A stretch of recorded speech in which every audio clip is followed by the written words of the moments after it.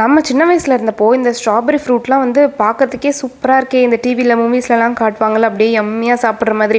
அப்போ நான் கூட நினைப்பேன், நல்லா ஸ்வீட்டாக சூப்பராக இருக்கும் போல இருக்கே அப்படின்னு சொல்லிட்டு, நம்மளும் எப்போ தான் இந்த ஸ்ட்ராபெரிலாம் சாப்பிடுவோமோ அப்படின்னு சொல்லிட்டு இருக்கோம்.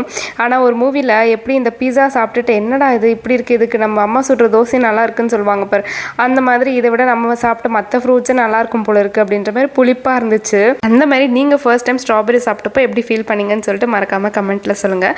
அது இப்போ ரீசெண்டாக இந்த ஸ்ட்ராபெரி சீசன் போல இருக்குது, நிறைய பேர் நிறைய டிஷ்ஷஸ் பண்ணிகிட்ருக்காங்க. சரி நம்மளும் ஏதாச்சும் ட்ரை பண்ணுவோமேன்னு சொல்லி தான் வாங்கியிருந்தேன்.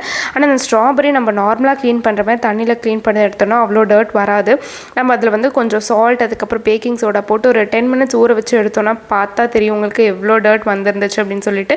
ஸோ அப்படி பண்ணால் கொஞ்சம் க்ளீன் ஆகும். டிஃப்ரெண்ட்டாக எதுவும் பண்ணல, இந்த ஓட்ஸ் பண்ண அதிலே வந்து இந்த ஸ்ட்ராபெரி ஃப்ரூட் போட்டுட்டேன். அதுக்கப்புறம் நைட்டு டின்னர் பண்ணுறப்போ தோசை ரொம்ப நேரம் நின்று ஊட்ட மாதிரி இருக்கா, சரி எப்படி 2 in 1 மாதிரி பண்ணிடலாம் அப்படின்னு சொல்லிட்டு 2 தோசை அட் அ டைம் ஊற்றியாச்சு. எப்படி நம்ம ஐடியா